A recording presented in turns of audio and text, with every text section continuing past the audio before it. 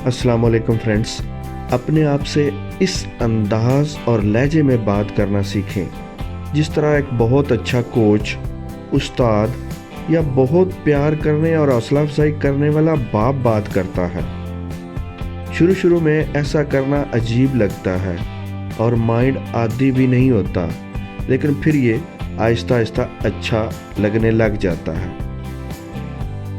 अपनी खूबियों पर ज़्यादा से ज़्यादा तवज्जो रखें। जब आप किसी में कोई खूबी देखते हैं और उस शख्स की इस खूबी पर तारीफ़ करते हैं तो उसको बहुत अच्छा लगता है। जब कोई अच्छा काम कर रहा होता है, आप उसकी तारीफ़ करते हैं तो वो और भी ज़्यादा अपने काम को अच्छे अंदाज में करने लग जाता है, और भी ज़्यादा अच्छा करने लग जाता है। बिल्कुल इसी तरह अपने आप की खूबियों पर अपनी तारीफ़ करें और अपने अच्छे काम पर दूसरों के सराहने की तवक्को छोड़कर अपने आप को खूब दाद दें। लोगों का इंतज़ार ना करें कि वो आपकी हौसला अफजाई करेंगे।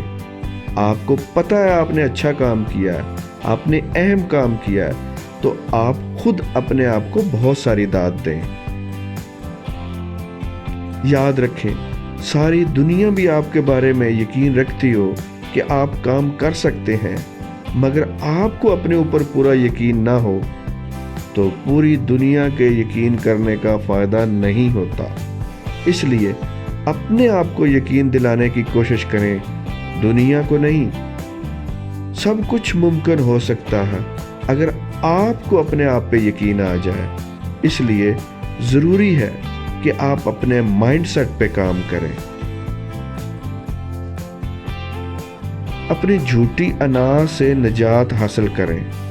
दिल में ये ख्वाहिश ना आने दें कि हर कोई आपकी खामखा इज्जत करे, आपकी ज़ात को अहमियत दे। बाज़ लोग हर काम दूसरों को खुश करने के लिए करते हैं ताकि लोग उन्हें पसंद करें, लेकिन अहम बात यह है कि आप अपने बारे में क्या सोचते हैं। अगर आप परेशान हैं कि लोग आपके बारे में क्या सोचते हैं, क्या कहते हैं और क्या महसूस करते हैं, तो इसका मतलब है आपकी खुशियों का कंट्रोल लोगों के हाथों में है। वो आपको पसंद करेंगे, अच्छा समझेंगे तो ही आपको खुशी होगी, वरना खुशी आपको नहीं मिलेगी।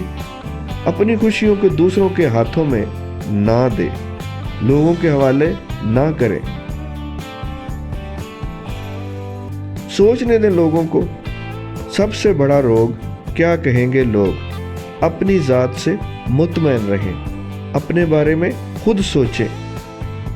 अगर आपकी खुशी लोगों के रवैयों और उनसे तवक्कुआत से जुड़ी हुई है तो आप कभी खुश नहीं रह सकते।